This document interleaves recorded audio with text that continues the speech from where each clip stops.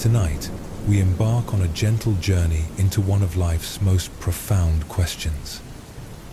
Not the kind of question that keeps you awake at night, but the kind that, when understood, finally allows you to find deep, meaningful rest.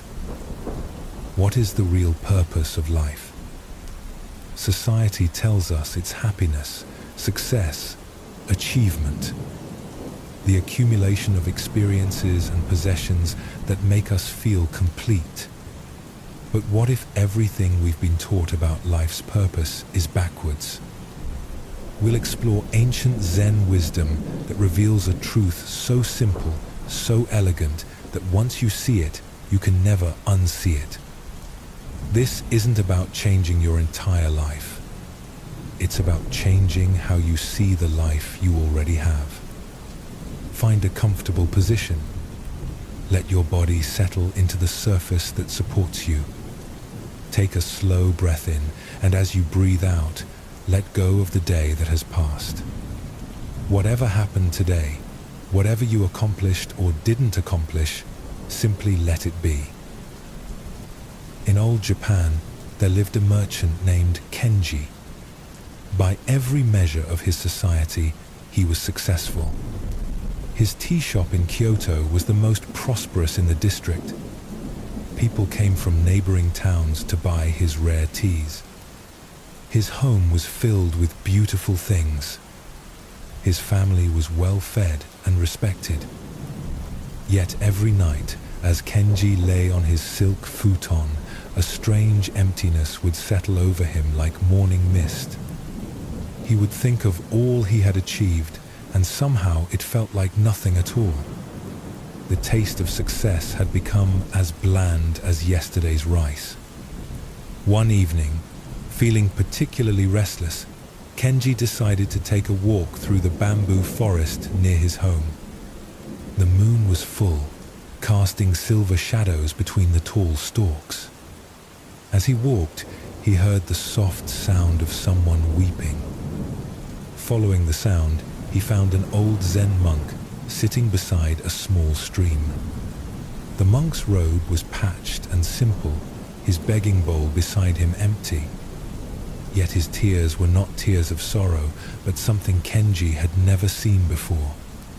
They seemed to shimmer with a strange kind of joy. "Master," Kenji said gently, "why do you weep?" The old monk looked up with eyes that held the depth of still water. "I weep because I have everything," he said. "And you, successful merchant, why do you suffer?" Kenji was taken aback. "I don't suffer, master. I have a prosperous business, a fine home, everything a man could want." The monk smiled. "Then why did the emptiness in your chest bring you to the forest tonight?" Kenji felt something turn over in his heart.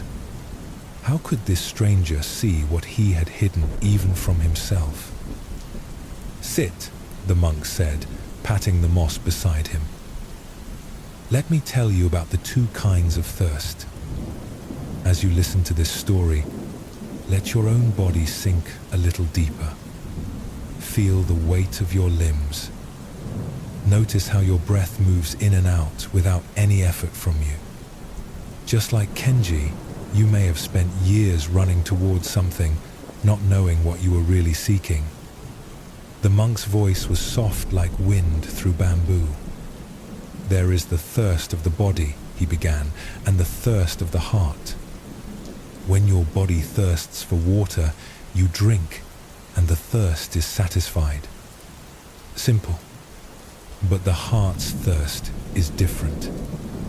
The more you drink what the world offers, the thirstier you become." Kenji frowned. "I don't understand." "You achieved success to fill an emptiness. Did the emptiness disappear?" "No," Kenji admitted. "It only grew larger. This is because you were trying to fill a hole that can never be filled from the outside. The harder you try, the bigger it gets. Like trying to satisfy hunger by looking at paintings of food. The monk picked up a smooth stone from beside the stream and held it up in the moonlight. "What do you see?" "A stone," Kenji replied. "Look closer." Kenji leaned in. The stone was ordinary grey granite, worn smooth by water. "I see a stone," he repeated. "Look with your heart, not your eyes." Kenji stared at the stone, and something strange began to happen. The longer he looked without trying to understand or categorize or judge, the more the stone seemed to glow. Not with light, but with a presence he had never noticed before. It was perfect, exactly as it was. Complete. Lacking nothing. "Now," the monk said softly, "you are beginning to see what you really are. Let your eyes close now if they haven't already. Feel the rhythm of your breathing. In this moment, you lack nothing. You are not incomplete. You are not broken. This is what the merchant was beginning to understand." The monk continued. "The real purpose of life is not to get something you don't have. It's to realize what you already are. Most people spend their whole lives chasing shadows, never knowing they are already the light." "But how can that be?" Kenji asked. "I feel so empty, so restless. Because you have been taught to look everywhere except where the treasure is hidden. It's like a fish asking where the ocean is. There's an old Zen story about a master and student that illustrates this perfectly. Let this story wash over you like gentle waves. A young monk named Iho was desperate to find enlightenment. He meditated until his legs went numb. He studied texts until his eyes burned.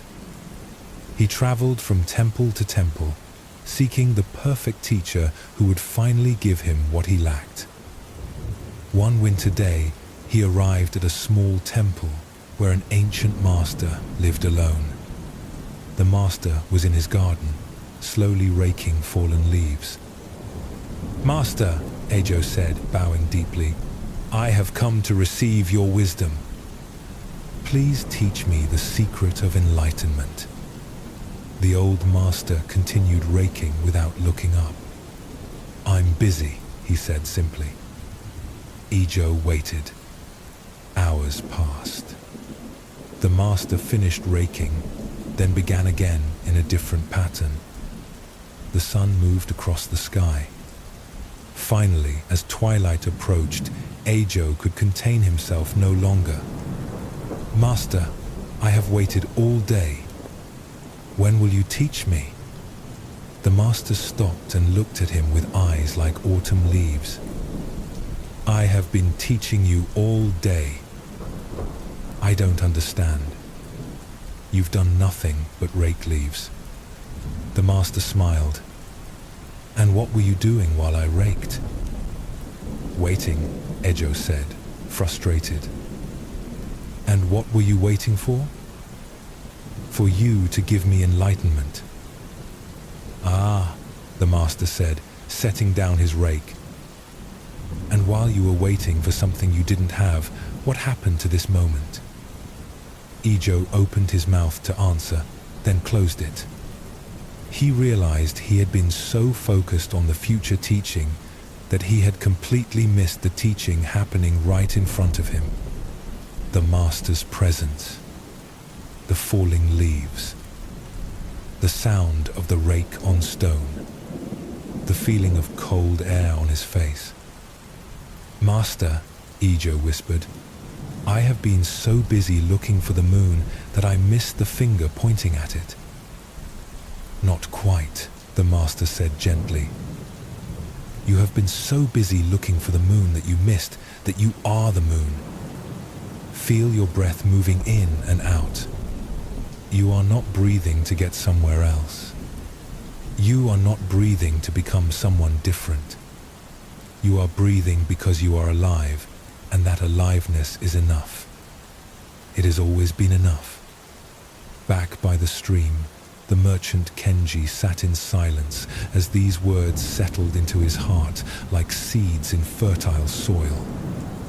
The monk's presence beside him was like sitting next to a warm fire on a cold night.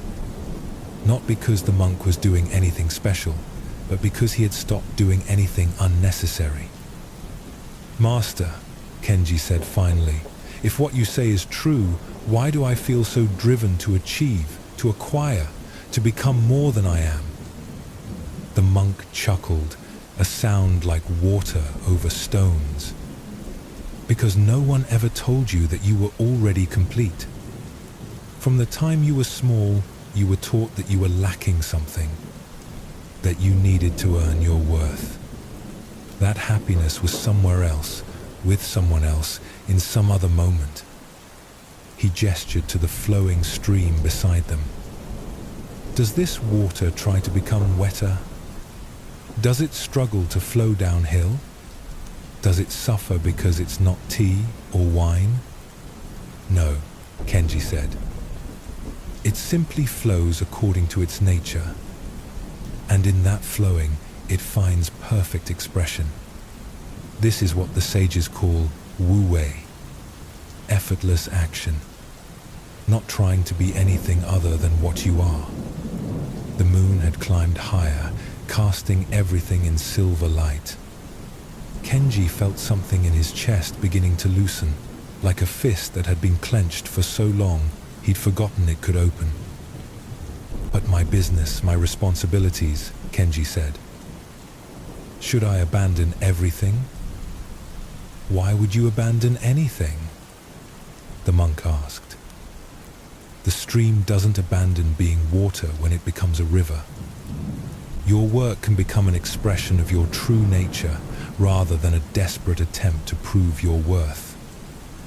He picked up his empty begging bowl and held it up. "This bowl is most useful when it's empty. Not because emptiness is better than fullness, but because only an empty bowl can be filled. Only an empty mind can receive wisdom. Only an empty heart can be flooded with love. As you rest here now, notice the space between your thoughts. That space is not empty in the way we usually think of emptiness. It's full of potential, full of peace, full of the awareness that notices everything without being disturbed by anything." The monk stood slowly, his movements like flowing water. "Come," he said to Kenji. "Let me show you something." They walked deeper into the bamboo forest until they came to a small clearing where the moonlight fell unobstructed. In the center of the clearing was a large boulder, split perfectly down the middle by some ancient force. "What do you see?" the monk asked. Kenji looked at the broken rock.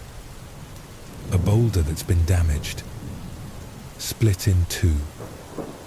"Look again," the monk said. "This time, don't look with your ideas about how things should be." Kenji stared at the split boulder. Slowly, his perception began to shift. Instead of seeing a broken thing, he began to see the perfect expression of the forces that had shaped it. The way the moonlight fell into the crack, illuminating the crystal formations inside. The small ferns that had made their home in the crevice.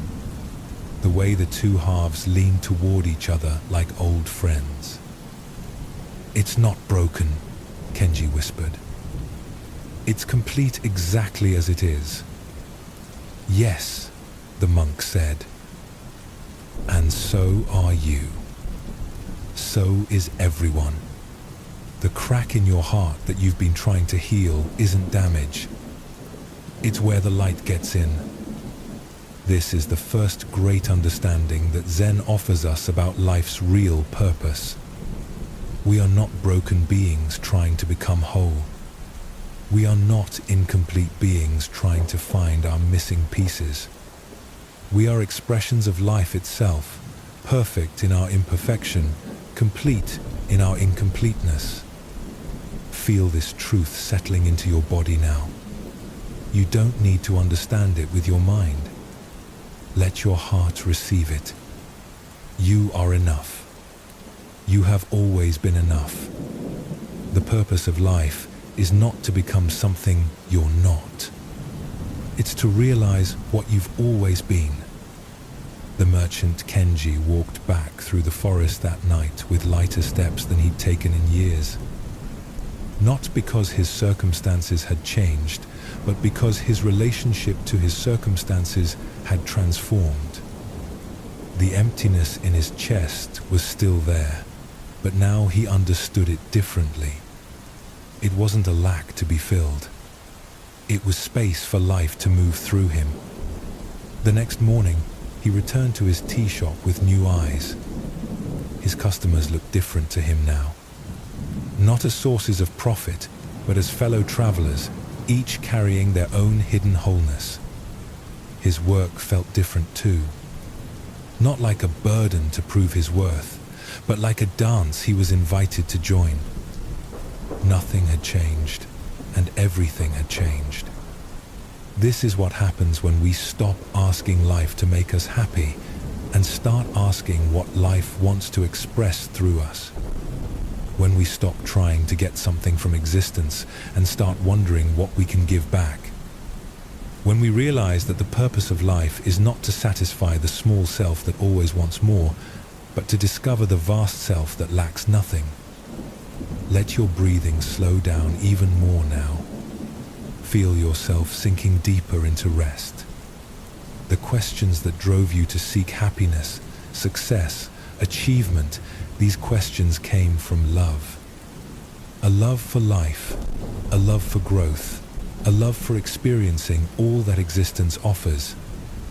This love doesn't need to be abandoned. It just needs to be redirected. Instead of asking, how can I be happy? We can ask, how can I be awake?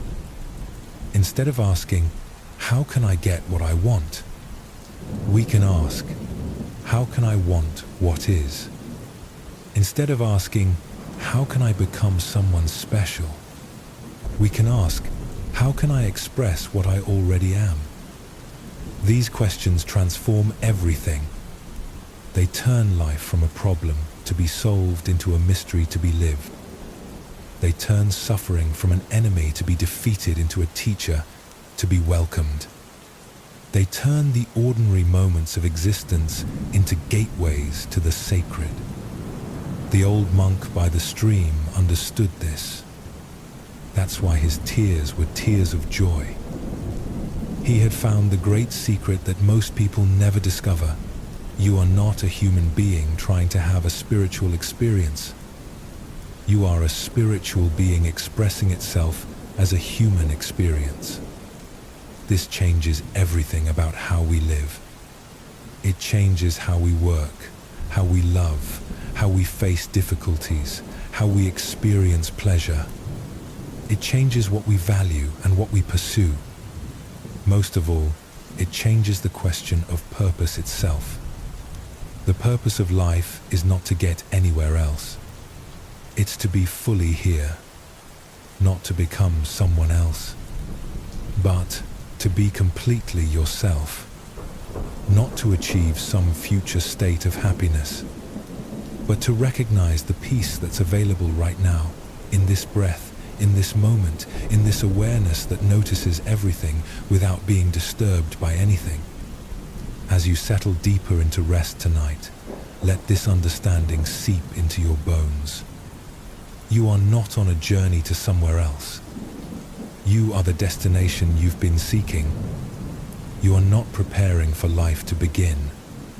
Life is flowing through you right now. You are not waiting for the real purpose to reveal itself. You are the purpose, expressing itself perfectly in this very moment.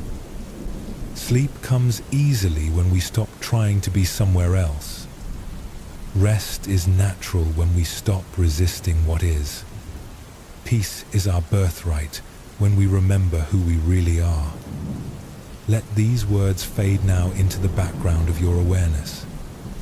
Let your mind drift like clouds across an empty sky. You are held. You are complete. You are home. Tomorrow, when you wake, the world may look the same, but you will begin to see it with different eyes. The eyes of someone who knows the secret that the ancient Zen masters knew.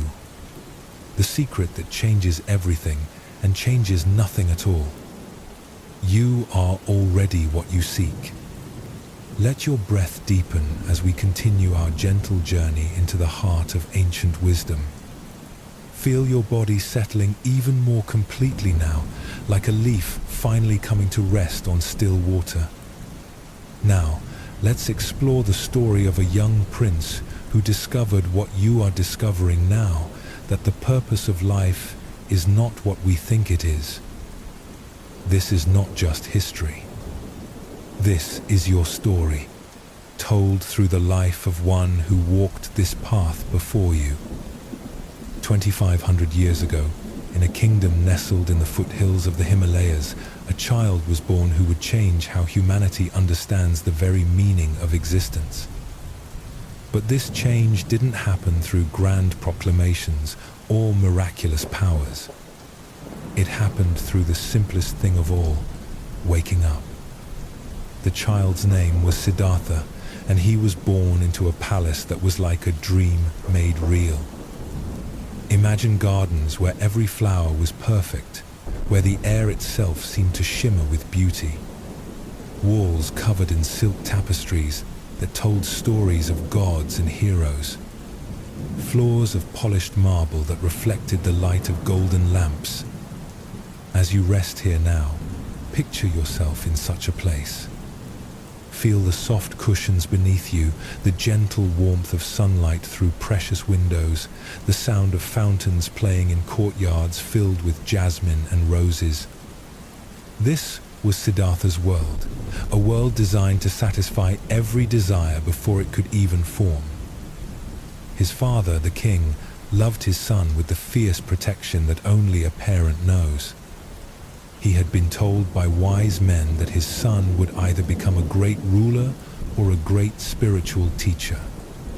Wanting to keep his son in the palace, the king made a decision that would shape young Siddhartha's entire understanding of life. He decided that his son would never see suffering. Every person who entered the palace was young and healthy. Every experience was beautiful and pleasant. When flowers wilted, they were immediately replaced. When anything broke, it vanished before the prince could notice. The palace was a bubble of eternal spring, where pain was as foreign as snow in summer. For 29 years, Siddhartha lived in this paradise. He married a beautiful princess who loved him deeply. They had a son whose laughter filled the palace halls like music. He learned the arts of music and poetry, of diplomacy and warfare. He had everything a human being could want. And yet, like the merchant Kenji we met earlier, something stirred in Siddhartha's heart. A restlessness that no pleasure could satisfy. A question that no luxury could answer. Feel that stirring in your own chest now. Perhaps you know it well. It's not dissatisfaction with what you have. It's a deeper knowing that there must be something more, something real beneath all the decorations of life. One night, unable to sleep despite the silk sheets and soft music, Siddhartha made a decision that would echo through the centuries.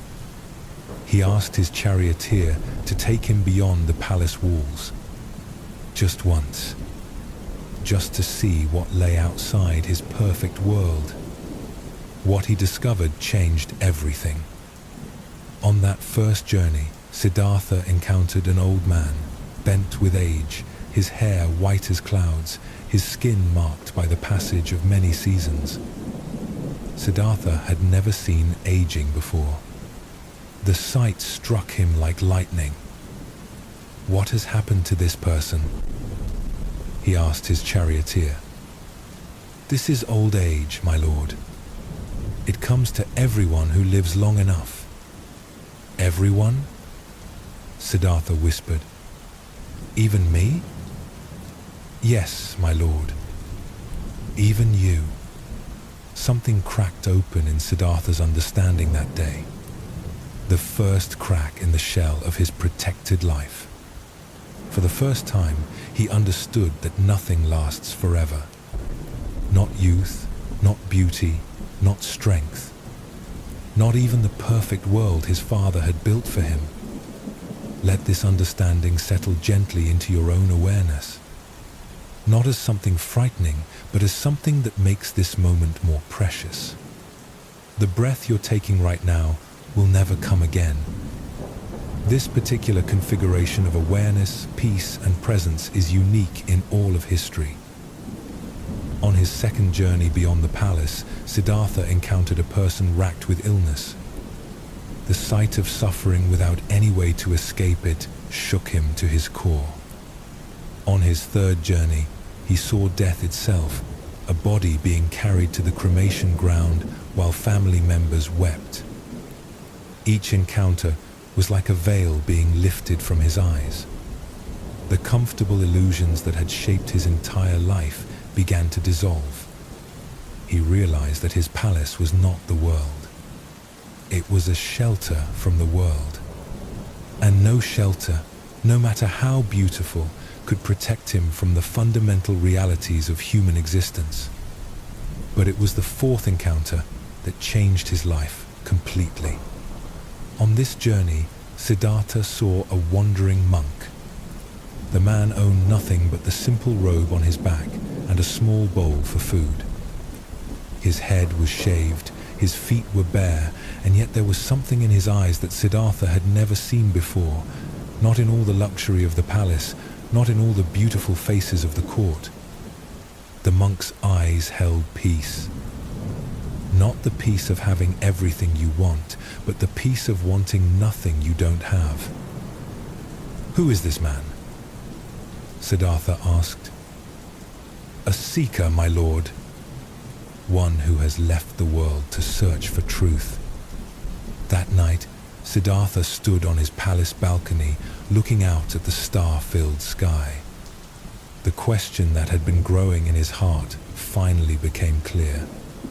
If aging, sickness, and death were inevitable, if all the pleasure and beauty in the world could not protect him from these realities, then what was the point of life?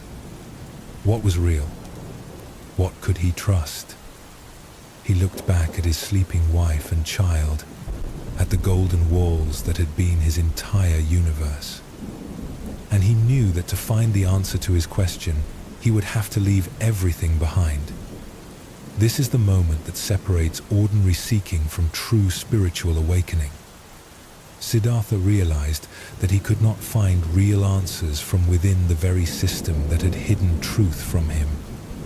To see clearly, he would need to step outside everything he thought he knew. Feel your own willingness to let go of old ideas tonight. You don't need to leave your life behind like Siddhartha did. But you can let go of old ways of thinking about what life is for. You can step outside the palace of familiar assumptions and see with fresh eyes. In the darkest hour before dawn, Siddhartha quietly left the palace. He traded his royal robes for the simple clothes of a seeker. He cut off his long hair with his sword. He walked away from power, comfort, and security to discover what lay beyond the realm of temporary pleasures. For 6 years, he searched. He studied with the greatest teachers of his time, learning meditation techniques that could quiet the mind and expand awareness. He practiced severe austerities, eating only a grain of rice a day, sleeping on beds of thorns, believing that by punishing the body, he could free the spirit. But neither intellectual understanding nor physical extremes gave him the answer he sought. He found he could enter states of blissful concentration, but when he returned to ordinary consciousness, the fundamental questions remained. He could discipline his body until it was like a skeleton, but suffering continued to exist in the world. One day, weak from years of extreme fasting, Siddhartha collapsed by a river. A young village girl named Sujata found him there, more dead than alive. Without asking who he was or what he believed, she offered him a simple bowl of rice milk. As Siddhartha drank this nourishment, something profound occurred to him. His years of indulgence in the palace had not led to truth. His years of extreme deprivation had not led to truth either. Perhaps the answer lay somewhere between these extremes. This realization would later become one of the central teachings of his path, the middle way. Neither clinging to pleasure nor pushing it away. Neither indulging every desire nor denying every need. A balanced approach that honors both the body and the spirit. Let your own body find this balance now. Not forcing relaxation, but not holding on to tension either. Not trying to stay awake, but not forcing sleep. Simply allowing yourself to rest in the natural rhythm of being. Strengthened by Sujata's kindness, Siddhartha made his way to a large tree near the village of Bodh Gaya. Something in him knew that this was the place. This was the moment. He would sit under this tree until he found the answer to the question that had driven him from his palace. As the sun set on what would become the most important night in human spiritual history, Siddhartha settled into meditation beneath the wide branches of what we now call the Bodhi tree. He made a simple vow, "Let my skin wither, let my blood dry up, but I will not move from this seat until I have found the end of suffering." What happened that night has been told in many ways, with many mythical embellishments. But the essential truth is simple and profound. Siddhartha looked directly into the nature of existence without flinching, without turning away, without protecting himself with pleasant illusions. He saw that everything that arises also passes away. Every thought, every emotion, every sensation, every experience, all of it temporary, all of it in constant flux. He saw that suffering comes from trying to hold on to what cannot be held, from wanting things to be different than they are. But most importantly, he saw through the illusion of the separate self. The I that wants, that fears, that grasps and pushes away, he saw that this too was just another temporary phenomenon arising and passing in awareness. There's a beautiful Zen story that captures this moment of recognition. A monk named Genjo had been searching for enlightenment for many years. One day, while sweeping the monastery courtyard, a pebble flew from his broom and struck a bamboo fence post. At the sound of that small impact, something in Genjo's mind shifted completely. He began to laugh, not with humor, but with recognition. For years, he had been looking for his original face, his true nature, his Buddha mind. And suddenly he realized the sound of the pebble hitting bamboo was his true nature. The awareness that heard the sound was Buddha mind. The one who had been seeking was what he had been seeking. "All these years," he said to his teacher later, "I've been polishing a brick, trying to make it into a mirror. But I was already the mirror all along." This is what Siddhartha discovered under the Bodhi tree. Not some special state of consciousness, not some magical power, but the simple recognition of what had always been present. The awareness that was aware of seeking was what he had been seeking. As dawn broke over the tree where he sat, Siddhartha had become the Buddha, which simply means the awakened one.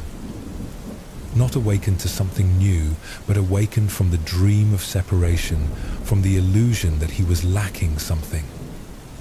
His first words after this awakening were filled with wonder. How marvelous, how marvelous. All beings are already enlightened. They simply don't realize it. Feel this recognition touching your own heart now. You are not broken. You are not incomplete. You are not on a journey to become someone else. You are the awareness in which all experience arises and passes away. You are the peace that was never disturbed, even by the disturbance. The Buddha's great discovery was not about achieving some special state. It was about recognizing what had always been true. Like the monk who cleaned the temple, like the merchant by the stream, like you resting here now, the seeking itself was arising in the very awareness that was being sought. This understanding completely transformed the Buddha's relationship to life. He had left the palace to escape suffering, but now he understood that suffering was not something to escape. 0, 5. It was something to understand. Pain was inevitable. Birth, aging, sickness, death were part of life. But suffering, the extra layer of resistance, the "this shouldn't be happening," the desperate attempts to make impermanent things permanent, that was optional. For the next 45 years, the Buddha shared this understanding with anyone who would listen. Kings and beggars, scholars and farmers, young and old, all found freedom through his simple teaching. Not because he gave them something they didn't have, but because he helped them recognize what they had never lost. The teaching he offered was like a finger pointing at the moon. The finger was important, the practices, the ethics, the meditation techniques that help quiet the mind and open the heart. But the moon was the recognition itself, the direct seeing of your own true nature. This brings us to the heart of why Siddhartha's story matters for you, resting here tonight. His journey from palace to awakening reveals the real purpose of life. Not to avoid difficulty or maximize pleasure.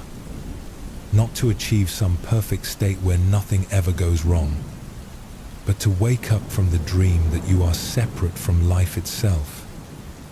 The Buddha taught that there are 4 fundamental truths that, once understood, free us from unnecessary suffering.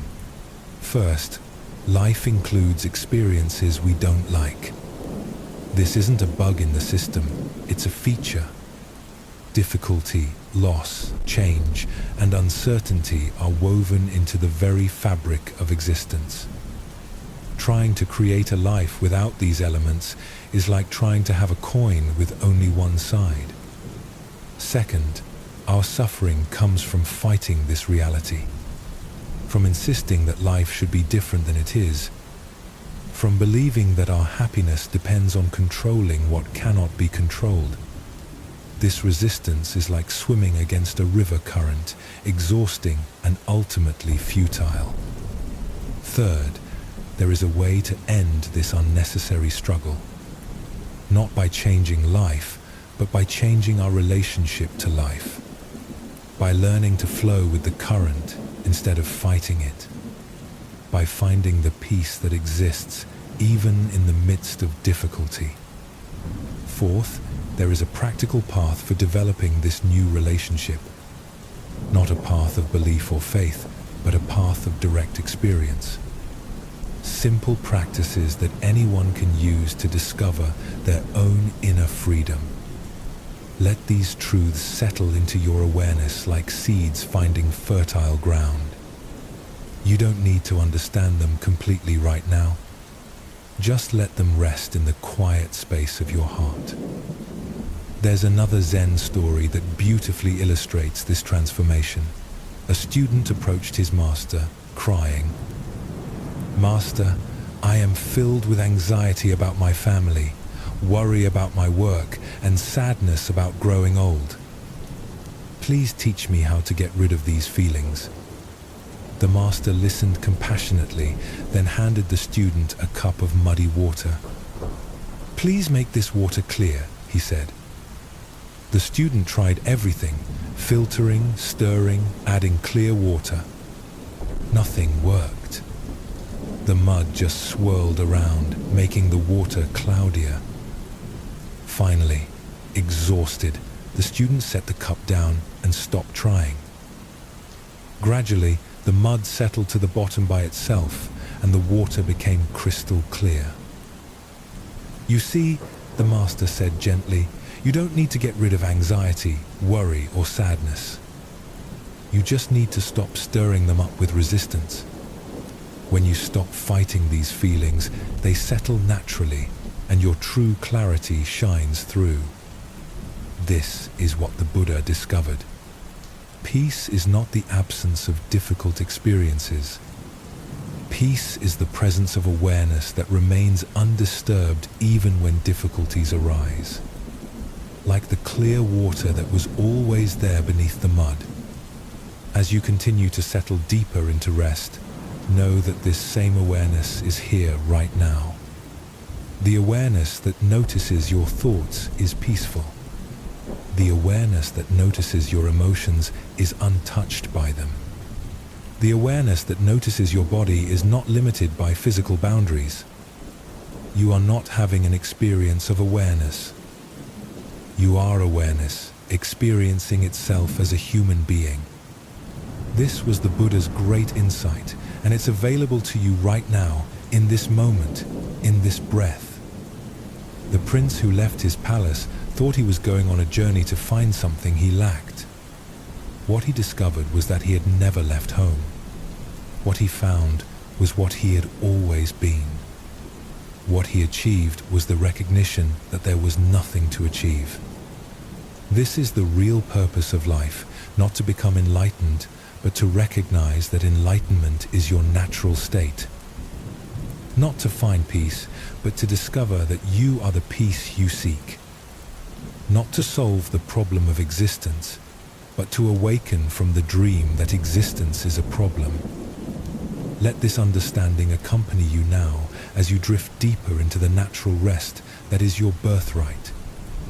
You are not a seeker looking for truth. You are truth itself, temporarily playing the role of a seeker. The game is almost over. The seeking is almost done.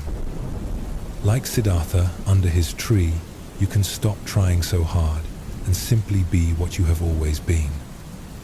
Complete, whole, at peace, already home.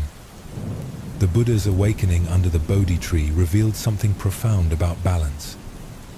He had tried the extreme of luxury in his palace and the extreme of deprivation in the forest. Neither had led to freedom. True wisdom, he discovered, lies in the middle way, not as a compromise, but as a dynamic balance that honors both our human needs and our spiritual nature. This middle way is like learning to tune a musical instrument. Too tight and the string snaps. Too loose and it cannot make music. But find that perfect tension, and suddenly there is harmony. Tonight, let this harmony settle into your own being. Feel how your body naturally finds balance, not rigid, not collapsed, but gracefully present. This physical ease mirrors the inner balance we can discover in every aspect of life. In ancient China, there lived a master carpenter named Li Wei.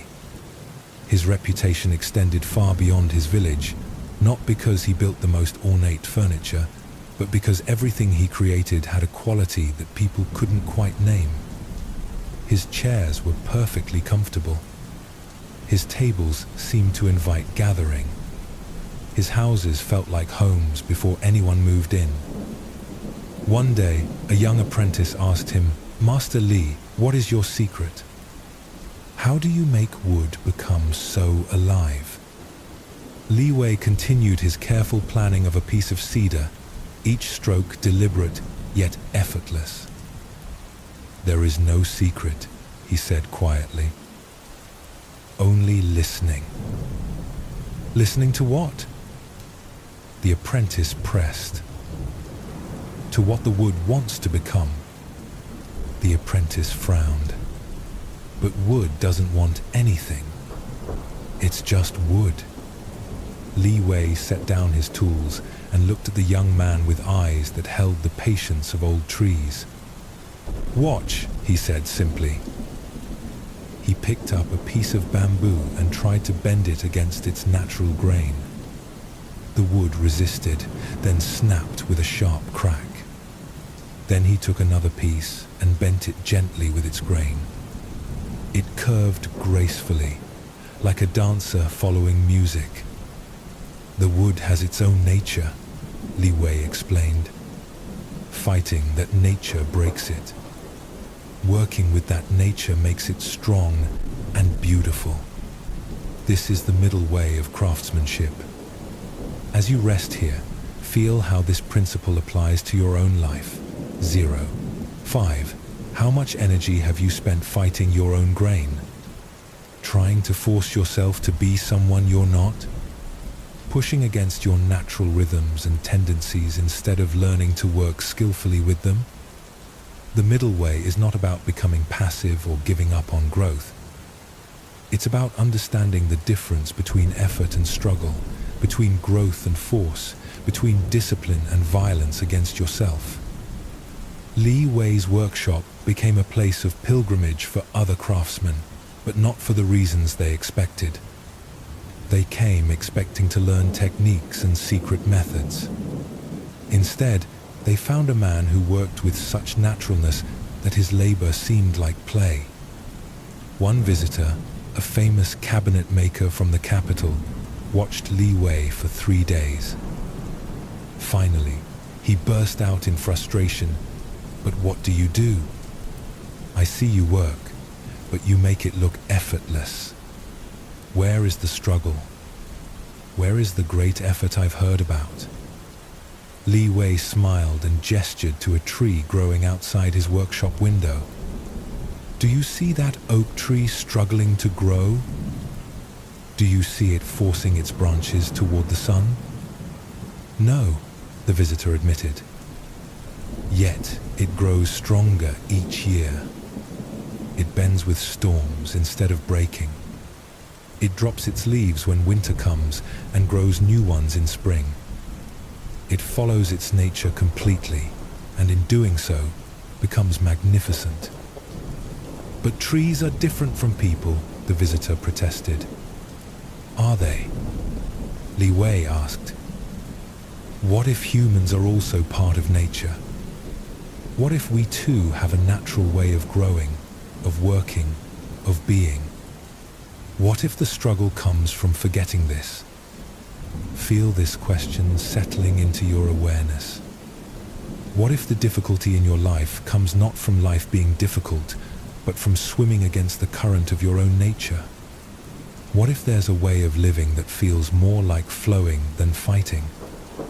The middle way that the Buddha taught is this natural approach to existence. It doesn't mean being lazy or uncommitted. It means finding the path of least resistance that still leads where you want to go. Like water, which is soft, yet wears away the hardest stone, not through force but through persistence. Li Wei had a student who exemplified the opposite approach. Chen was brilliant and ambitious, determined to become the greatest craftsman in all of China. He worked from before dawn until after dark.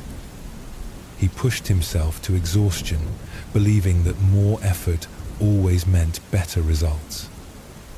One morning, Chen came to the workshop with his hands shaking from fatigue. He had been working on a delicate carving for weeks, but the harder he worked, the more mistakes he made. The wood kept splitting. His tools kept slipping. His frustration was so great that he threw his chisel across the room. "Master," he said, his voice breaking, "I'm trying so hard, but everything I touch turns to failure." Li Wei looked at his exhausted student with compassion. "Come," he said gently. "Let me tell you about the tea master who forgot himself. As your body continues to relax, Let this story wash over you like warm water. There was once a tea master named Rikyu who was invited to perform the tea ceremony for a gathering of important merchants. This was a great honor, and Rikyu spent days preparing. He practiced every gesture until it was perfect.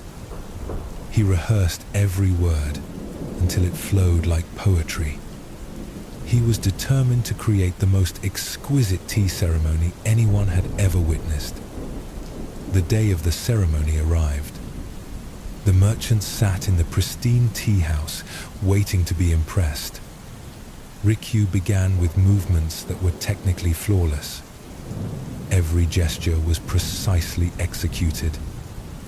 Every word was perfectly chosen. And yet, something was wrong. The ceremony felt cold, mechanical, lifeless. The merchants shifted restlessly. The whole room felt tense. Halfway through, Rikyu realized what was happening. In his determination to be perfect, he had forgotten the most important element of the tea ceremony: presence. He was so focused on executing techniques that he had lost connection with the simple joy of sharing tea with others. In that moment, Rikyu made a choice that would be remembered for centuries. He stopped trying to impress anyone. He stopped performing and simply began serving tea. His movements became natural instead of perfect. His words became spontaneous instead of rehearsed. The change was immediate. The room filled with warmth. The merchants relaxed. What had been a performance became a communion. The ceremony, which had been flawless but empty, became simple but profound. Afterward, one of the merchants approached Rikyu. "Master," he said, "I have attended many tea ceremonies, but I have never experienced anything like what happened today. How did you create such magic?" Rikyu smiled. "I stopped trying to create anything. I simply allowed the tea ceremony to happen through me. This is the essence of the middle way, learning when to effort and when to allow, when to do and when to be, when to pursue and when to receive." Chen listened to this story in silence. Something in his heart began to soften. "But Master," he said finally, "how do I know when I'm trying too hard? How do I find this balance?" Li Wei picked up one of Chen's carvings, a piece the student had considered ruined. But as he turned it in the lamplight, Chen saw something he had missed. The mistakes had created unexpected patterns. The places where the wood had split revealed beautiful grain underneath. What he had seen as failure, his master saw as character. "The wood is teaching you," Li Wei said. "When you fight it, it breaks. When you listen to it, it guides you toward its hidden beauty. Your hands are wise when your mind stops interfering." "How do I quiet my mind?" Chen asked. "You don't quiet it," Li Wei replied. "You give it something worthy to focus on. Instead of thinking about the result, pay attention to this single cut.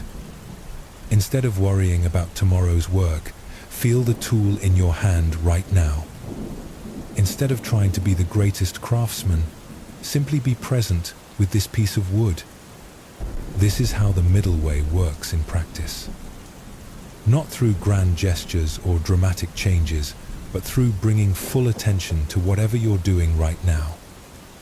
When you're fully present, effort becomes effortless. When you're completely here, you naturally find the balance between too much and too little. Let this understanding seep into your bones as you rest. You don't need to transform your entire life overnight. You just need to bring presence to this moment, this breath, this heartbeat, this gentle settling into sleep. Chen began to practice what his master taught. Instead of working 18 hours a day, he worked 8 hours with complete attention. Instead of rushing through projects, he savored each cut, each joining, each finishing touch. Paradoxically, his work improved dramatically, and he finished projects faster than before. How is this possible? He asked Li Wei. When you're not fighting yourself, all your energy goes toward creation instead of internal conflict. When you're not worried about results, you can give yourself fully to the process. When you trust the wood in your hands and this moment, miracles become ordinary. The middle way applies to every aspect of life. In work, it means full engagement without attachment to outcomes. In relationships, it means loving completely while allowing others their freedom. In spiritual practice, it means sincere effort without forcing experiences. In daily life, it means being fully where you are instead of always reaching towards somewhere else. There's a beautiful Zen story that illustrates this perfectly. A meditation student approached her teacher in frustration. "Master, I've been practicing for 3 years, but I still have not achieved enlightenment. My mind is as busy as ever. Should I meditate more hours each day? Should I fast? Should I retreat from the world completely?" The teacher smiled and led her to the monastery's vegetable garden. There, he pointed to 2 plants growing side by side. One was thriving, green and full. The other was small and struggling. "Tell me," the teacher said, "what is the difference between these plants?" The student examined them carefully. "They have the same soil, the same sun, the same water," she said. "I don't understand why one flourishes and the other struggles."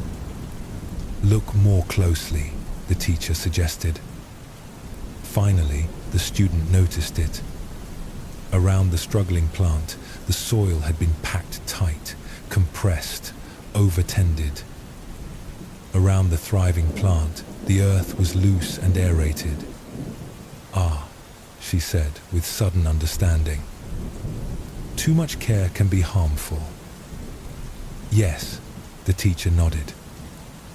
The struggling plant received more attention, more intervention, more effort to make it grow.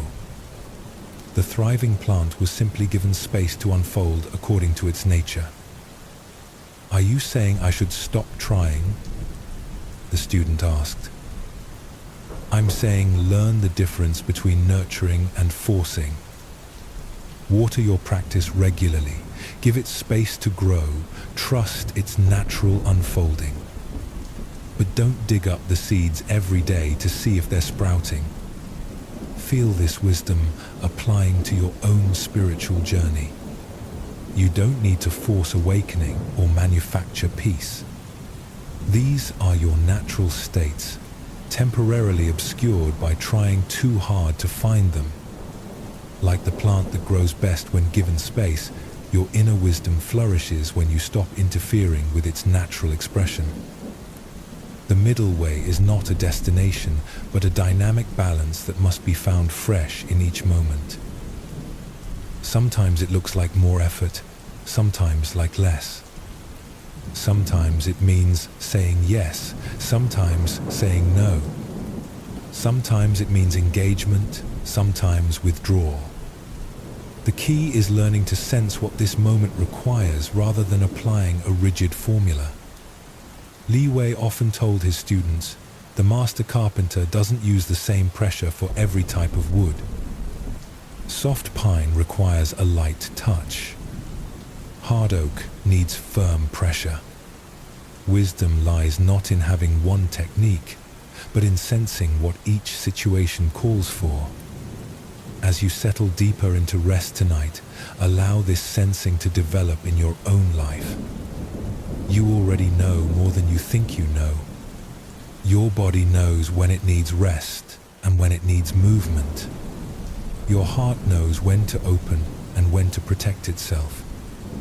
Your spirit knows when to strive and when to surrender.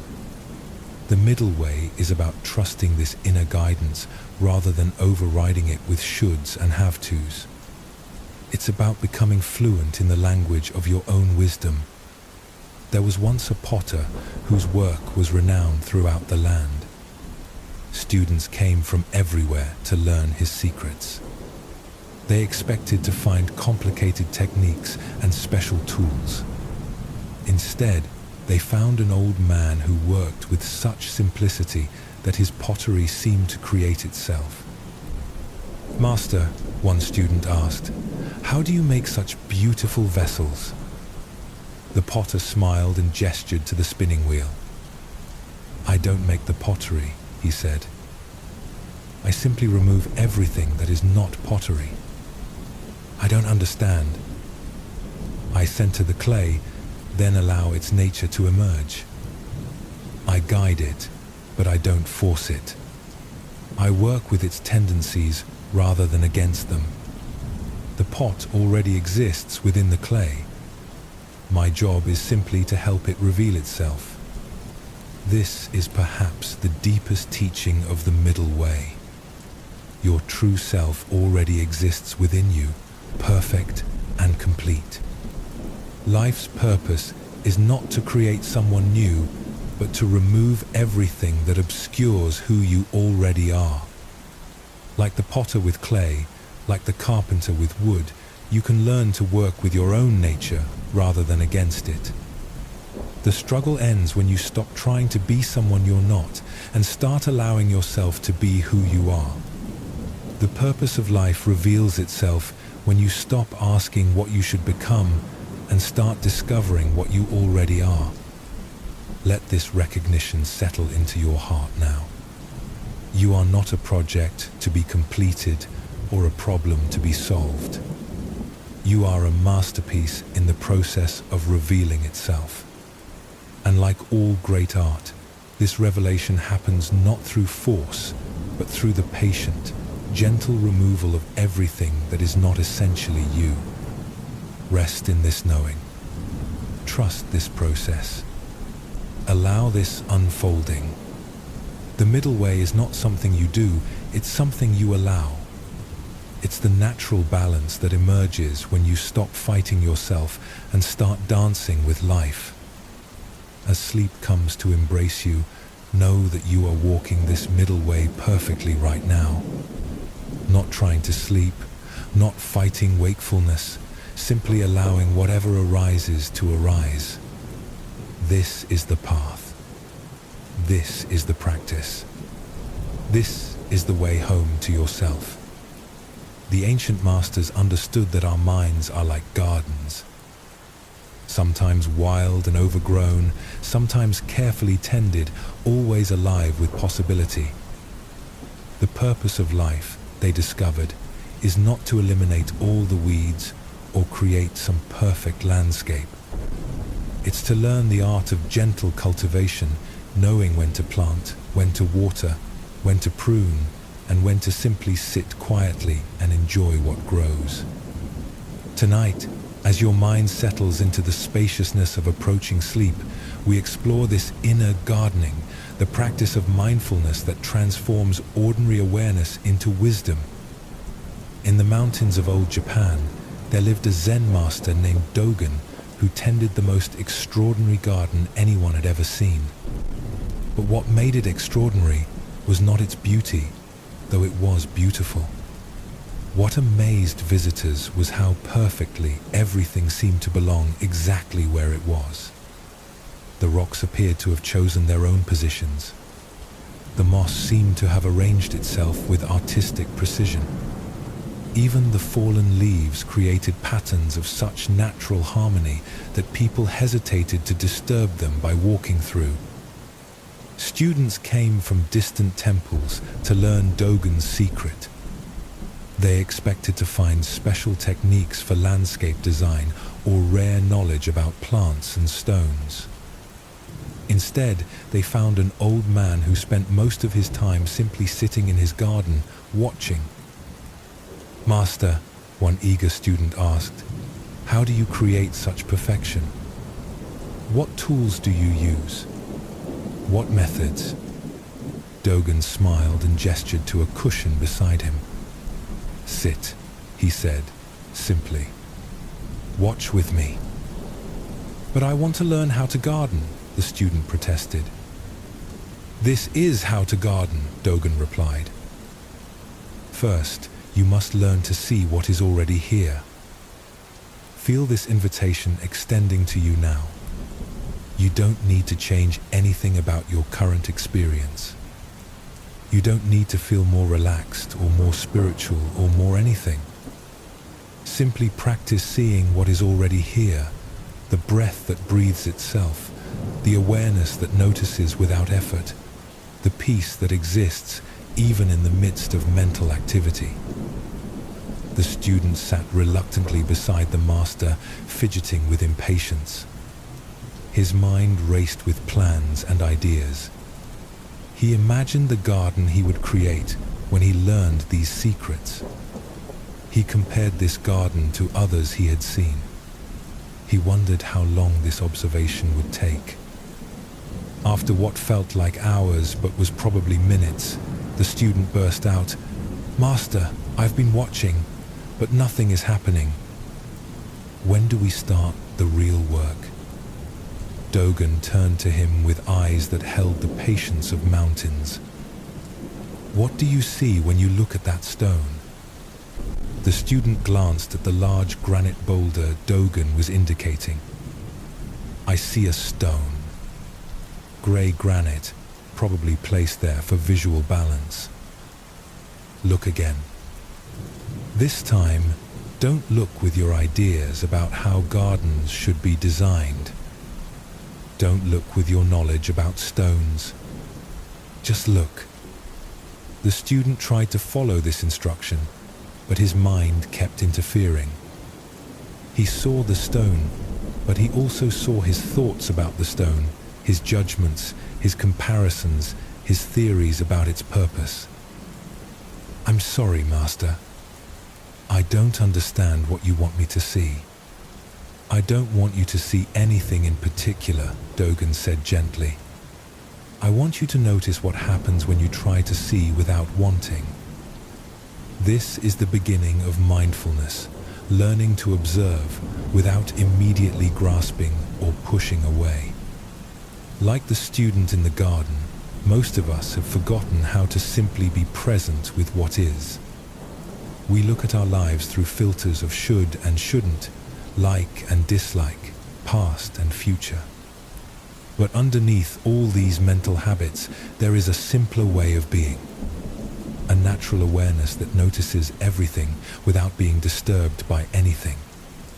This awareness is like the sky, vast enough to hold all weather without being changed by storms or clouds. As you rest here now, practice this sky-like awareness. Notice the thoughts that come and go, but don't get caught up in their content.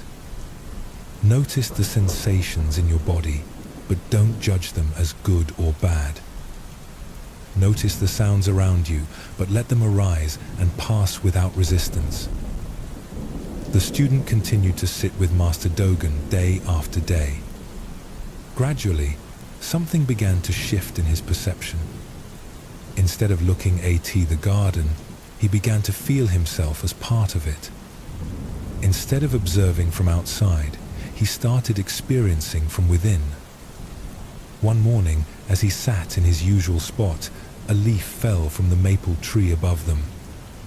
As he watched it spiral down and land softly on the moss, something in his mind became very quiet. For just a moment, there was no observer and no observed. There was just the falling leaf, the morning air, the presence of awareness itself.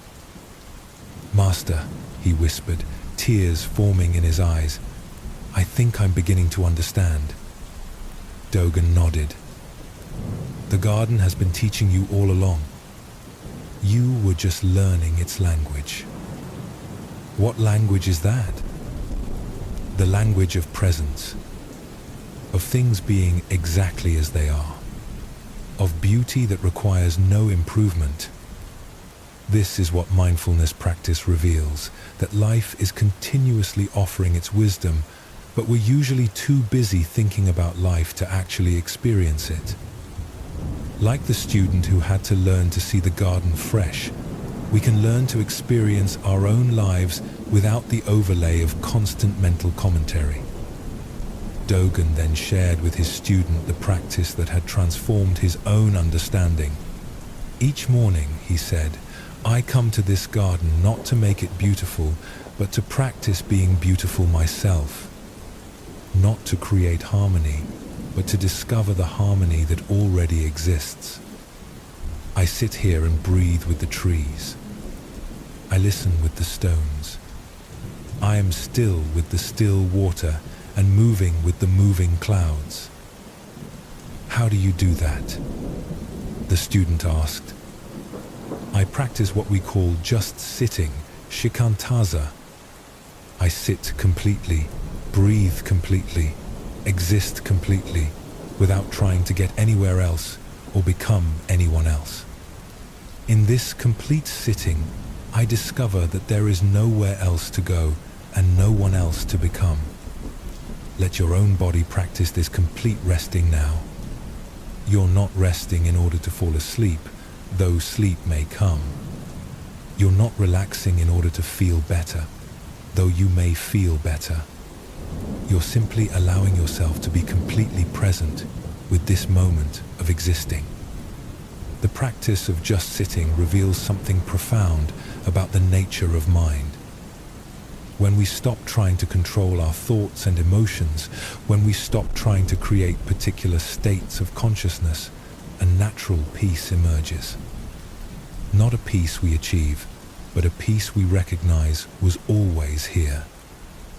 Master Dogen had another student, a woman named Ido, who struggled with what she called her monkey mind. Her thoughts jumped from branch to branch like a restless primate, never settling anywhere for long.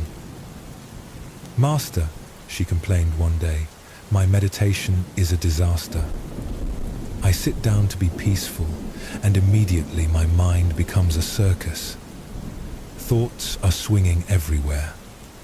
How can I make them stop? Dogen smiled and pointed to an actual monkey that was playing in the trees above them. Do you see that monkey? Yes. Are you angry with it for being a monkey? Of course not. It's just doing what monkeys do. Exactly. And your mind is just doing what minds do. Thinking is as natural to the mind as swinging is to a monkey. The mistake is believing you should be in control of it. But then, how do I find peace? Peace is not the absence of monkey mind. Peace is the awareness that watches monkey mind without getting upset about it. You are not the monkey. You are the awareness in which the monkey plays. This understanding transforms everything about meditation and mindfulness practice. You're not trying to stop thoughts or eliminate emotions. You're learning to rest as the awareness that notices thoughts and emotions without being identified with them. It's like learning to watch a movie without getting lost in the story. You can enjoy the drama, feel moved by the emotions, appreciate the artistry, all while knowing that you are not actually the characters on the screen. You are the witnessing presence in which the whole movie appears. Ido practiced this perspective daily. She would sit in the garden and watch her mind like she was watching clouds pass through the sky. Some thoughts were dark and stormy. Some were light and cheerful. Some seemed to carry important messages. Others were just mental debris, random fragments with no particular meaning. Gradually, she stopped taking her thoughts so seriously. She began to see them as visitors passing through awareness rather than as fundamental truths about reality. And in that shift of perspective, she found the peace that had always been there, not as something she created, but as something she stopped obscuring. "Master," she said one day, "I think I understand now. I was like a person standing in sunlight, but staring at her shadow, wondering why everything seemed dark." "Yes," Dogen replied. Mindfulness is simply turning around to face the sun. This practice of mindful awareness extends far beyond formal sitting meditation. It becomes a way of living, a way of meeting each moment with presence rather than preoccupation. When you eat, you can practice eating completely, tasting the actual flavors instead of thinking about nutrition or calories or what you'll eat next. When you walk, you can practice walking completely, feeling your feet on the ground, your body moving through space, the air on your skin. When you listen to someone, you can practice listening completely, hearing not just their words, but the feelings beneath the words, the humanity in their voice. This complete engagement with ordinary activities reveals something extraordinary. Life stops being a series of tasks to get through and becomes a continuous opportunity for presence. Work becomes meditation in action. Relationships become opportunities for compassion. Even difficulties become teachers offering lessons in wisdom. There was once a tea master named Sen no Rikyu who elevated this ordinary mindfulness to an art form. When he prepared tea, every movement was deliberate yet natural. When he arranged flowers, each stem seemed to find its perfect position effortlessly. When he swept his tea house, the very act of cleaning became a form of prayer. Students would watch him in amazement. How could such simple activities be so beautiful to witness? One student finally asked, "Master Rikyu, what is the secret of your way?" "There is no secret," Rikyu replied, continuing to whisk the tea with perfect attention. "I just do one thing at a time, completely. But everyone does one thing at a time." "No," Rikyu said gently. "Most people do many things at once. Their body performs one action while their mind is somewhere else entirely. They wash dishes while planning tomorrow's activities. They drink tea while reviewing yesterday's mistakes. They are everywhere except where they actually are. Feel how this applies to this very moment. Are you here completely, allowing yourself to rest and receive these words? Or is part of your attention elsewhere, planning, reviewing, anticipating? There's no judgment either way. Simply notice where your awareness actually is. Rikyu continued, "When I whisk tea, I am completely present with whisking tea. When I bow, I am completely present with bowing. When I sit in silence, I am completely present with silence. This complete presence transforms ordinary activities into sacred acts." "How do you develop such presence?" the student asked. "Practice," Rikyu replied simply, "and patience with yourself when you forget to practice. The mind wanders because that is its nature. Mindfulness is not about preventing the wandering. It's about noticing when it happens and gently returning to here, now, this.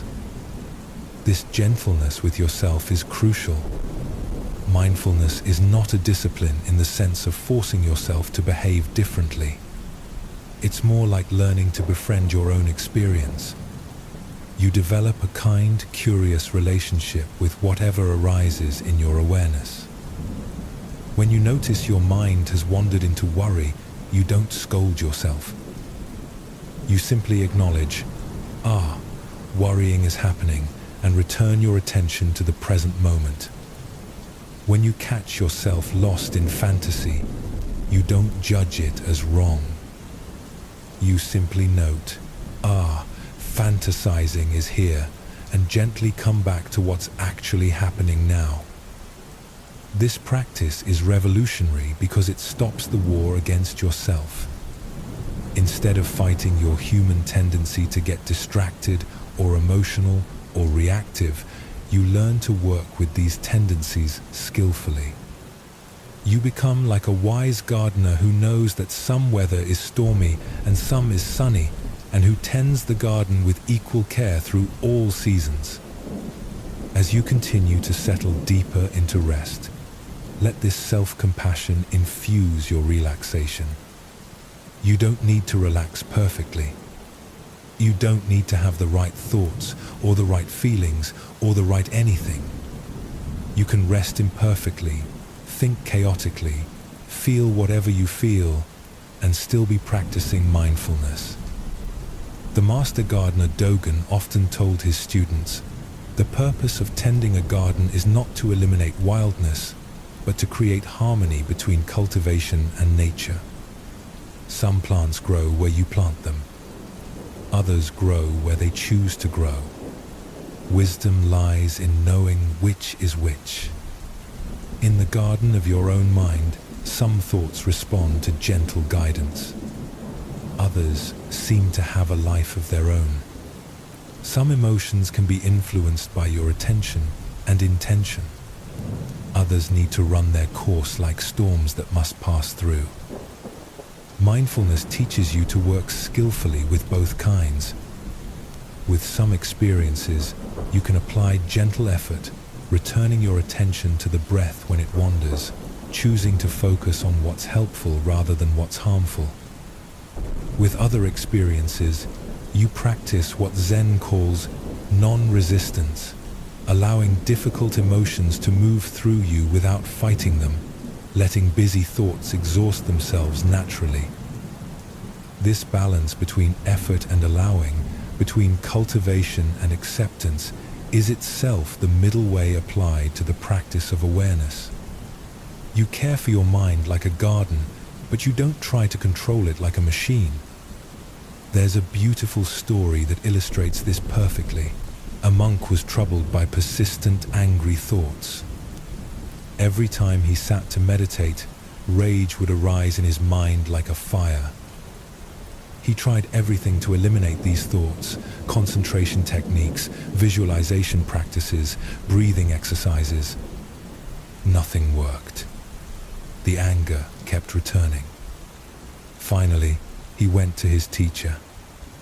"Master," he said, "I am a failure at meditation. I cannot control my mind. Angry thoughts arise constantly. Perhaps I am not suited for this practice." The teacher listened compassionately, then led the monk to a field where farmers were burning rice stubble after harvest. Smoke filled the air. The smell was acrid. The scene looked chaotic and destructive. "Tell me," the teacher said, "what do you see?" "I see farmers destroying their fields with fire." "Look more carefully." The monk watched longer. Gradually, he began to understand. The fire was not destroying the field, it was preparing it for new growth. The farmers were burning away the old stubble to make room for fresh planting. What looked like destruction was actually renewal. "Ah," the monk said quietly, "the anger is not my enemy. It's burning away something old to make space for something new." "Yes," the teacher said. "Don't try to stop the fire. Let it burn completely, but don't add fuel to it. Don't resist it, but don't feed it either. Simply watch it do its work." This is advanced mindfulness, learning to be present even with difficult experiences without getting caught up in stories about them. The anger arises not because you're a bad person, but because you're human. The worry appears not because something is wrong with you, but because you care about life.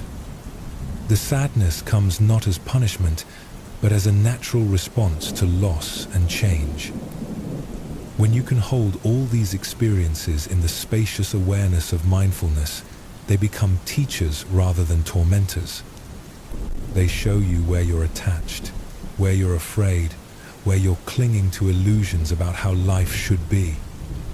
And in showing you these things, they offer opportunities for greater freedom. As you rest here now in the garden of this moment, practice this spacious holding. Whatever thoughts arise, let them be like clouds passing through the sky of your awareness. Whatever emotions surface, let them be like weather moving through the landscape of your heart. Whatever sensations appear in your body, let them be like waves arising and dissolving in the ocean of your being. You are not any of these temporary experiences. You are the awareness in which they all appear and disappear. This awareness is never disturbed, never damaged, never depleted by what passes through it. It is your true home, your natural state, your deepest identity. This is not about giving up or becoming passive. This is about discovering the freedom that comes when you stop carrying what was never yours to carry. Like a river that flows effortlessly to the sea, not because it doesn't care where it's going, but because it trusts the landscape to guide it home. In the mountains of Tibet, there lived a monk named Tenzin who carried the heaviest burden anyone had ever seen.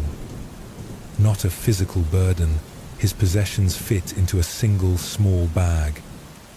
His burden was invisible, but crushing.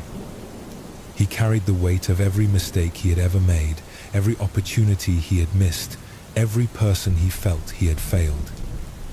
Every morning, Tenzin would wake with his heart heavy as stone. Every evening, he would lie down feeling as though he had failed yet again. He meditated faithfully, studied the teachings diligently, served others generously. But the weight only seemed to grow heavier with each passing year.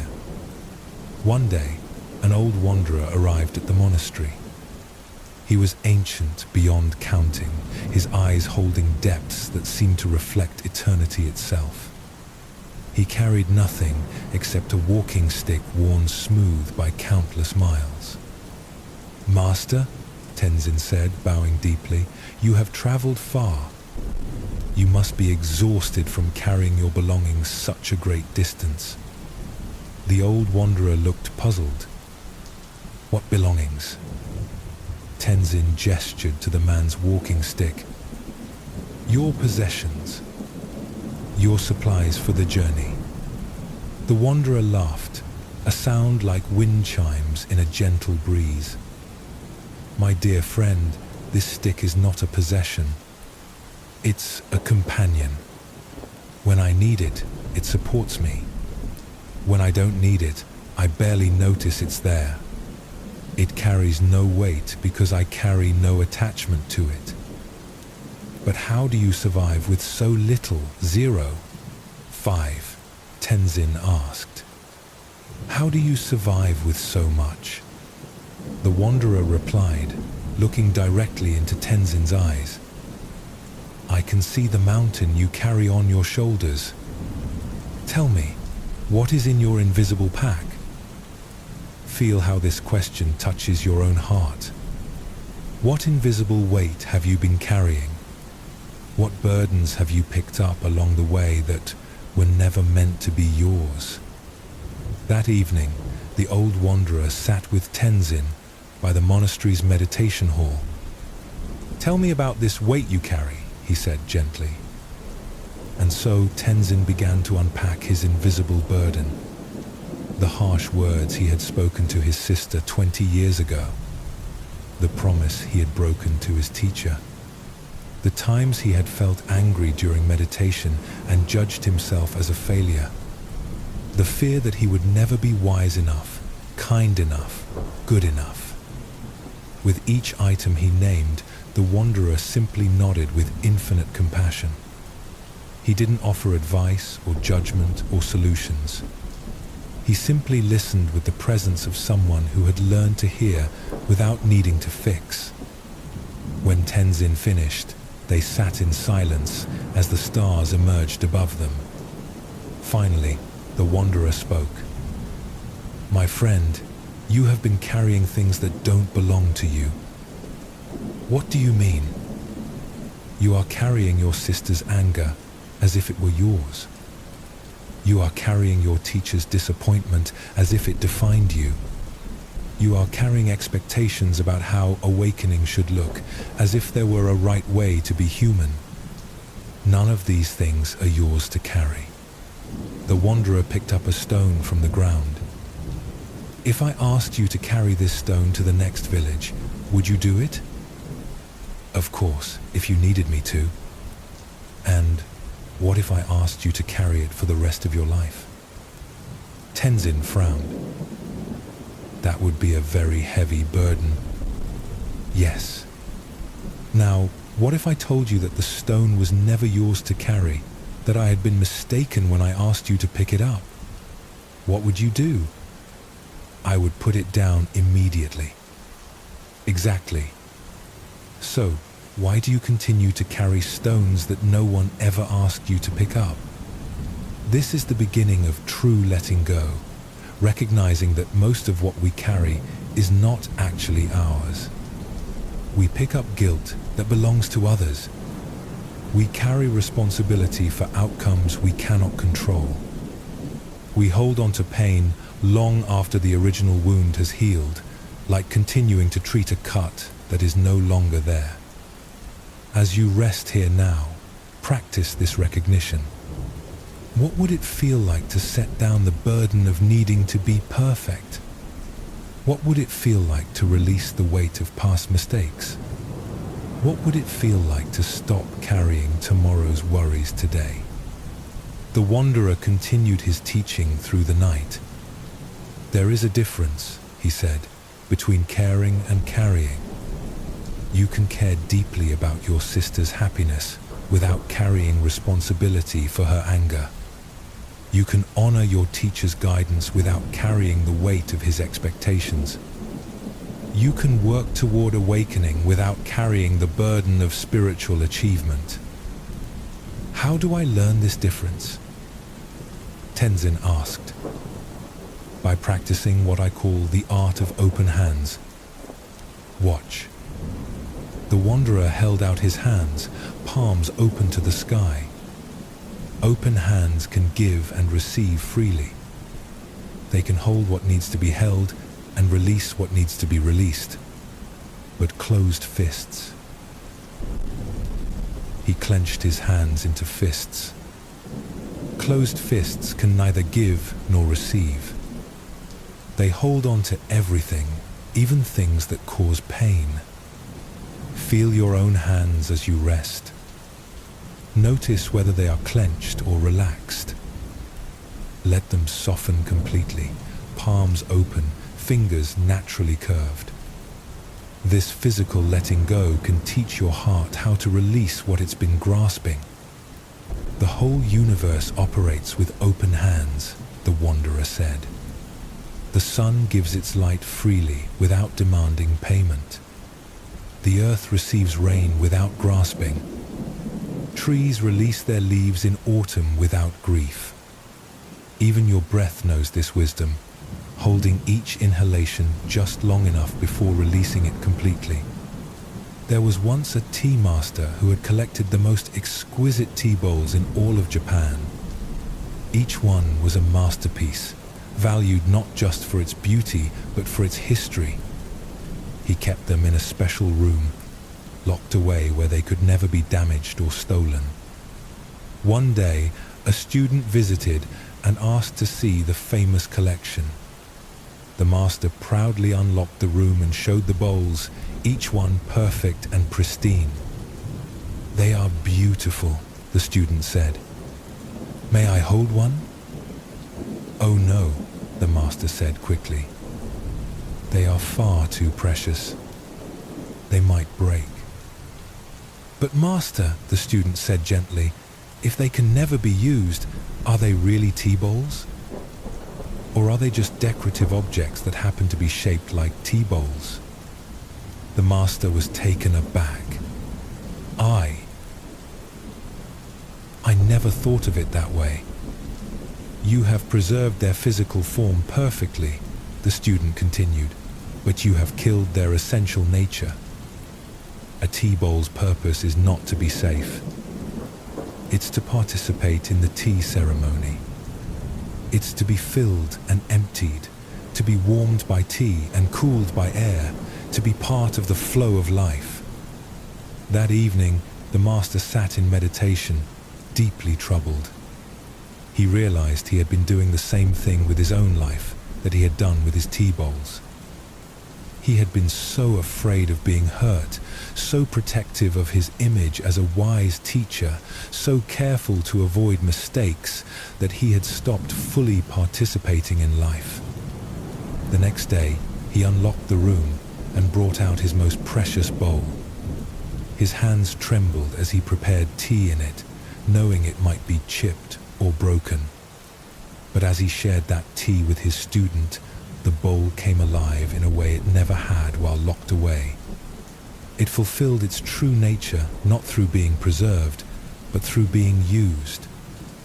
This is what the art of letting go reveals, that security comes not from protecting ourselves from life, but from trusting ourselves to life. That safety is found not in controlling outcomes, but in knowing we can meet whatever comes with presence and wisdom. As you settle deeper into rest, practice this trust. You don't need to figure out tomorrow tonight. You don't need to solve problems that haven't arisen. You don't need to carry the whole world on your shoulders. Life is wise enough to unfold without your constant management. The wanderer taught Tenzin a simple practice that transformed his understanding completely. "Each evening," he said, "before you sleep, practice the ritual of emptying your pockets." "I don't understand." "Throughout the day, you pick up things that aren't yours. Worry about others' opinions. Guilt about things you cannot change. Anger about past events. Anxiety about future possibilities. Before sleep, empty these out like you would empty coins from your pockets." "How do I do that?"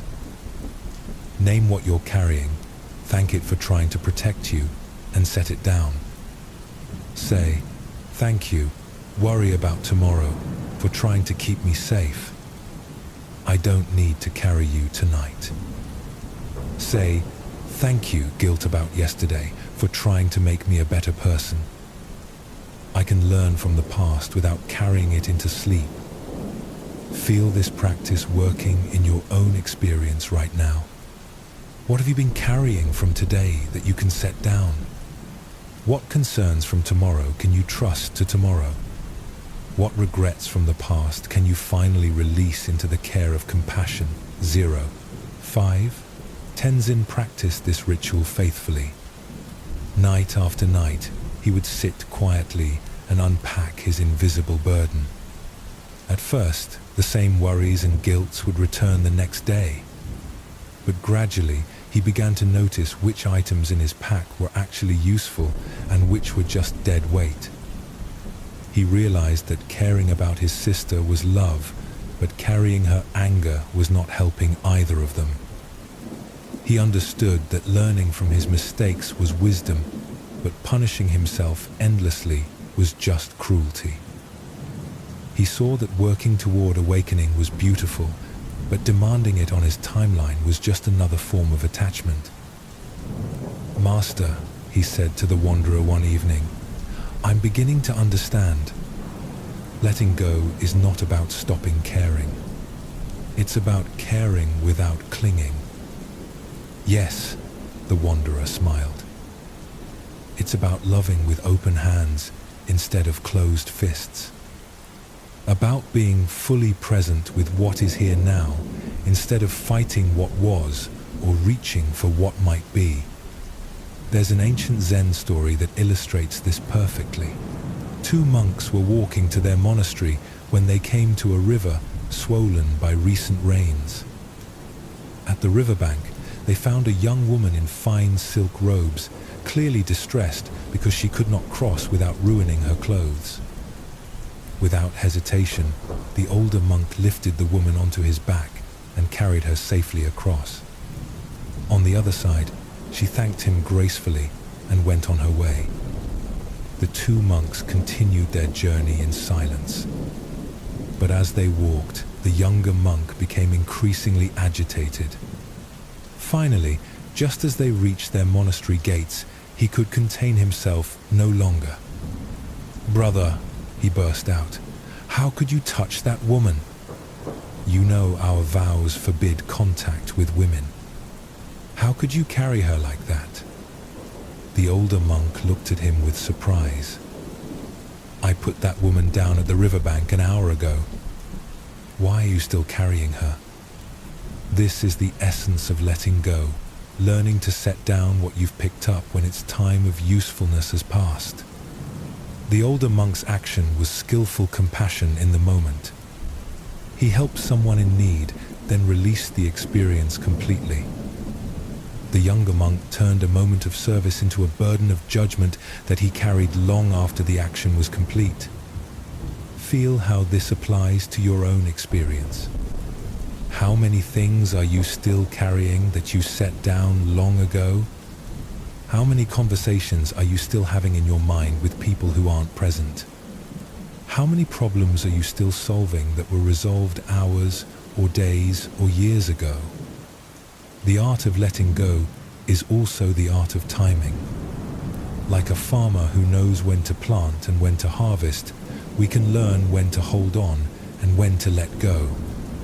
Some things need to be carried for a while, like love for family, like commitment to growth, like responsibility for our actions.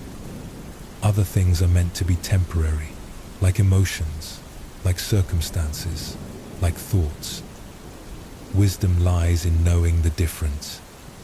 The wanderer shared one final teaching with Tenzin before departing. "The greatest freedom," he said, "comes from realizing that you are not your experiences. You are the awareness in which experiences arise and pass away. Experiences come and go like visitors in your home. Some are welcome, some are not. But you are not the visitors. You are the spacious house that can welcome all visitors without being changed by any of them." "Even difficult visitors?" Tenzin asked. "Even difficult visitors. Pain comes to teach you about healing. Fear comes to show you where you need courage. Anger comes to reveal what you truly value. Sadness comes to deepen your capacity for joy. When you stop fighting these visitors and start learning from them, they don't need to stay so long.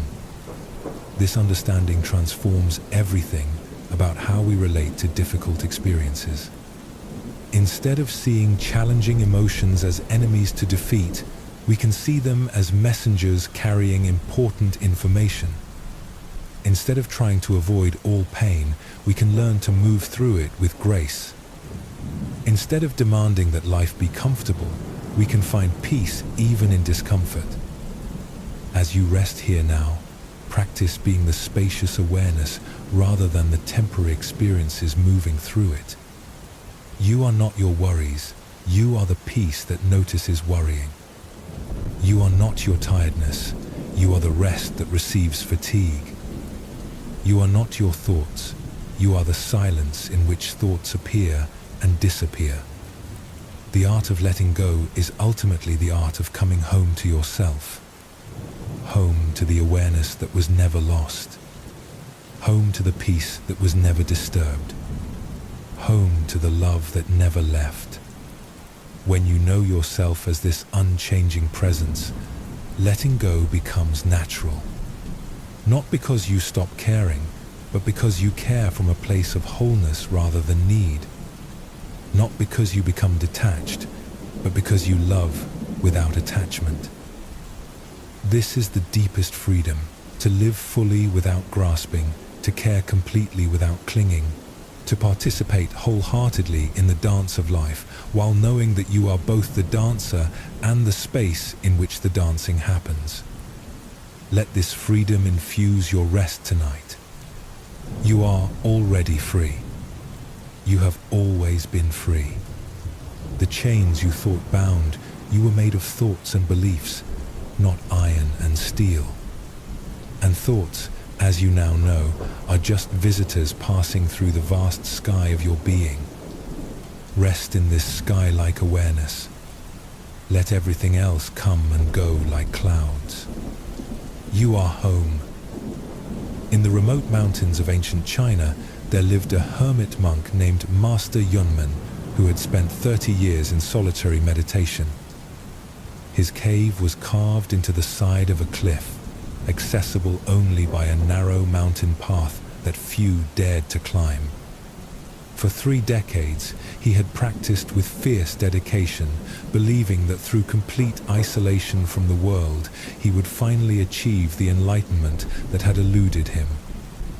Every morning, Yunmen would rise before dawn and sit in perfect posture, watching his breath, observing his thoughts, cultivating states of deep concentration. Every evening, he would study the ancient texts by candlelight, memorizing the words of the great masters who had walked this path before him. His life was ordered, disciplined, pure. Yet despite all his years of practice, despite his mastery of meditation techniques and his vast knowledge of Buddhist philosophy, something essential remained missing. He felt like a man dying of thirst who had spent decades studying the chemical composition of water but had never taken a drink. One winter morning, as snow fell softly outside his cave, Yunmen heard something that stopped his meditation completely.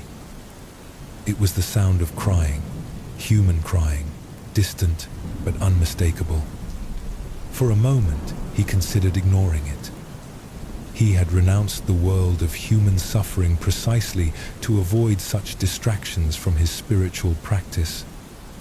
But something in the quality of the crying touched a place in his heart that 30 years of meditation had not hardened. He rose from his cushion, wrapped his thin robe around his shoulders, and ventured out into the snow. Following the sound down the treacherous mountain path, he discovered a young woman sitting beside a partially frozen stream. She was poorly dressed for the mountain cold, her thin clothes soaked through from the snow. Beside her lay an elderly man, clearly her father, unconscious and barely breathing. "Please," she said when she saw Yunmen approaching, "my father collapsed on the path.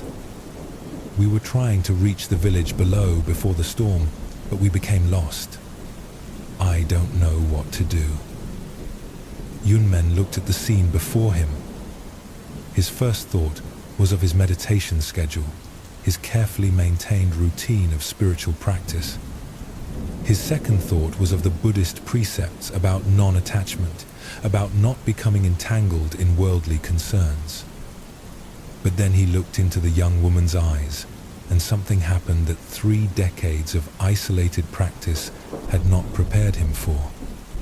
The boundary between his suffering and her suffering simply dissolved. The pain in her heart was not separate from the awareness observing it. The fear for her father's life was not happening to someone else. It was arising in the same consciousness that had been sitting on his meditation cushion moments before. Without another thought, Yunmen lifted the old man onto his back and began the difficult journey down the mountain. The woman walked beside him, and though neither spoke, there was a quality of presence between them that felt more sacred than any meditation he had ever experienced. They reached the village as the storm intensified. Yunmen helped get the old man to a warm shelter and medical care. The daughter wept with gratitude, trying to thank him, but Yunmen found he had no sense of having done anything special. It had felt as natural as breathing, as automatic as the heart beating in his chest. As he climbed back up the mountain to his cave, something had fundamentally shifted in his understanding. For 30 years, he had been practicing to transcend suffering, to rise above the messiness of human existence, to achieve a state of consciousness untouched by the pain of the world. But in that moment of responding to another's need, he had discovered something far more profound than transcendence. He had discovered that there was no other to transcend from. The suffering he had been trying to escape was not separate from the awareness trying to escape it. The enlightenment he had been seeking was not somewhere else. It was the very consciousness that was capable of responding to suffering with love. That night, sitting again in his cave, Yunmen understood why all his years of practice had felt incomplete. He had been using meditation as a way to maintain separation from the world, from other people, from the full spectrum of human experience. He had been seeking a private salvation, a personal enlightenment that would lift him above the conditions of ordinary life. But true awakening, he now realized, was not about transcending the human condition. It was about recognizing that there was no separate self that could be saved from it. The one who sought liberation and the world he sought liberation from were both appearances in the same awareness. From that day forward, Yunmen's practice changed completely. Instead of meditating in isolation, he opened his cave to any traveler who needed shelter. Instead of studying texts about compassion, he simply responded to whatever suffering appeared before him.